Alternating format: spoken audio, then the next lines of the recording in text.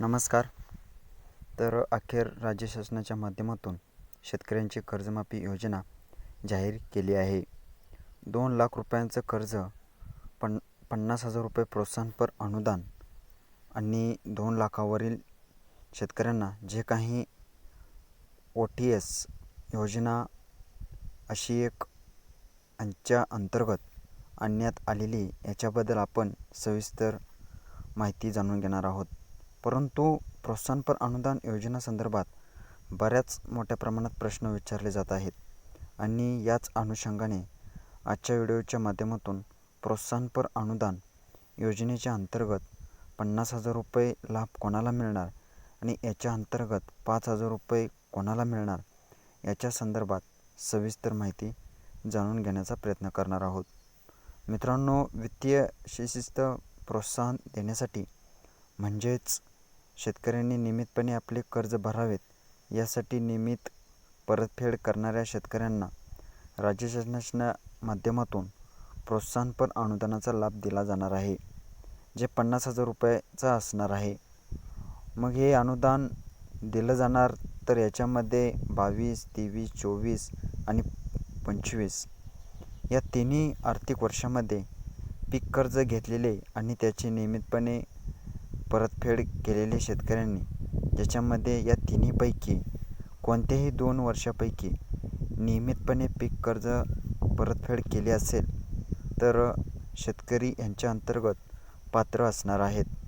याच्यामध्ये 1 एप्रिलपासून ते 31 मार्च आता 30 जून 2025 ज्या शेतकऱ्यांनी आपली पीक कर्जाचे नियमितपणे परतफेड केली आहे, कोणतेही 2 वर्ष असो, शेतकरी याच्या अंतर्गत पात्र असणार आहेत.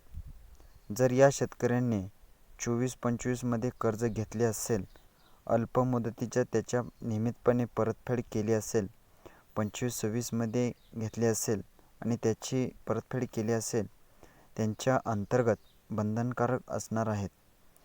अर्थात पहिल्या आर्थिक 3 वर्षापैकी कोणतेही 2 वर्ष परतफेड केली असावी आणि त्याच्यानंतर जर अल्प मुदतीचं पीक कर्ज घेतलं असेल तर त्याची सुद्धा परतफेड केली असावी. आता अर्थात उदाहरणार्थ 22-23 जे काही 24पर्यंत शेतकऱ्यांनी कर्ज घेऊन त्याची परतफेड केली, 24-25 मध्ये शेतकऱ्यांनी कर्ज घेतलं नाही आणि आता 25-26 मध्ये जर घेतलं असेल तर त्याला 30 जून 2026 पूर्वी जे कर्ज फेडावे लागेलच, तर त्या शेतकऱ्याला प्रोत्साहनपर अनुदान लाभ दिला जाणार आहे. 24-25 मध्ये जर थकीत असेल तर ते डायरेक्टली कर्जमाफीमध्ये जाणार आहे आणि कोणत्याही एका योजनेचा लाभ त्याला शेतकऱ्यांना दिला जाणार आहे.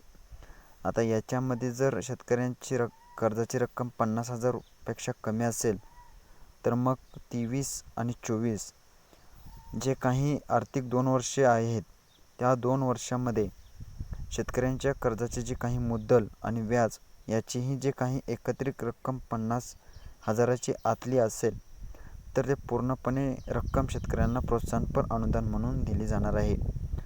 आता उदाहरणार्थ एका शेतकऱ्याला 30,000 रुपये कर्ज असेल तर त्याच 5,000 व्याज असेल तर त्या शेतकऱ्याला 35,000 प्रोत्साहनपर अनुदान दिलं जाणार आहे. याच्यामध्ये कमीत कमी म्हणजे किमान जी मर्यादा असणार आहे ती 5,000 असणार आहे. म्हणजे 50,000पेक्षा जास्त आणि 50,000पेक्षा कमी हे प्रोत्साहनपर अनुदान दिलं जाणार आहे.